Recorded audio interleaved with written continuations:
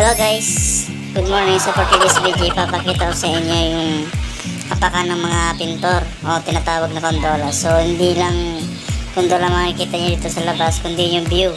So dito lang yan sa Makati. Napakaganda na guys, tingnan nyo, napakaganda.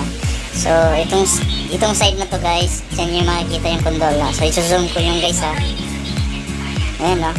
Ayan yung tinatawag na gondola guys. Yan yung mga inaapakan ng mga pintor. So napakadelikado po yung mga ginagawa nila or trabaho nila. So kung may mga asawa kayo or anak or tatay, mahalin niyo po sila kasi hindi po biro yung trabaho nila na nagpipintor sa labas ng building. So ayan, nakakatakot niyan guys, napakataas. So ipapakita ko sa inyo yung baba. So yan yung baba ng building guys, yun yung view. So kung makita nyo na maliliit na yung mga sasakyan, so napakadelikado yan guys. So doon lang tayo sa kabila, papakita ko sa inyo yung apakan ng pintor. Yan, yan yung tinatawag ng gondola talaga guys. Yung isang gondola maliit, ito bali yung pinakamalaking gondola dito sa side na to. So ayan yung kable na bakal. So yan po yung gamit sa gondola upang baba taas yung hatak niya. So parang may makina yan dyan guys. So ayan yung view, makikita nyo.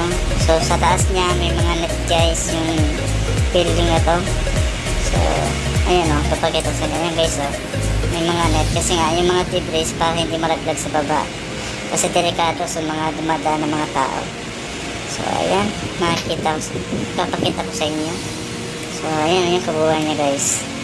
So nakakatakot. So doon sa kabilang side guys, papakita ko rin sa inyo yung isa pang gondola na inapakan ng pintor. So ayan nyo, sa taas ng building guys, dito yung sa Makati. So maraming natatagpo na trabaho dito sa Makati kasi napakarami ng building. Hindi lang trabaho kundi mga unit kasi maraming paupahan dito sa Makati.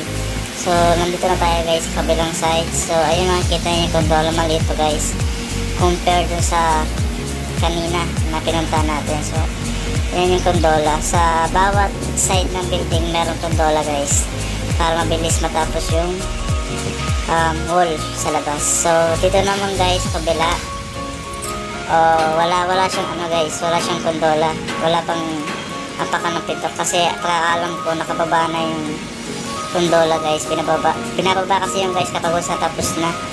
Yung iba naman nilalak nila, so mas safe kasi yung binababa guys. So ayun lang guys yung update ko sa inyo or pinapakita ngayon sa video ko na to kasi delikado po talaga guys yung trabaho ng pintor sa labas. So mahalin nyo yung mga magulang nyo, tatay o kapatid na pintor. So ayun lang guys, salamat.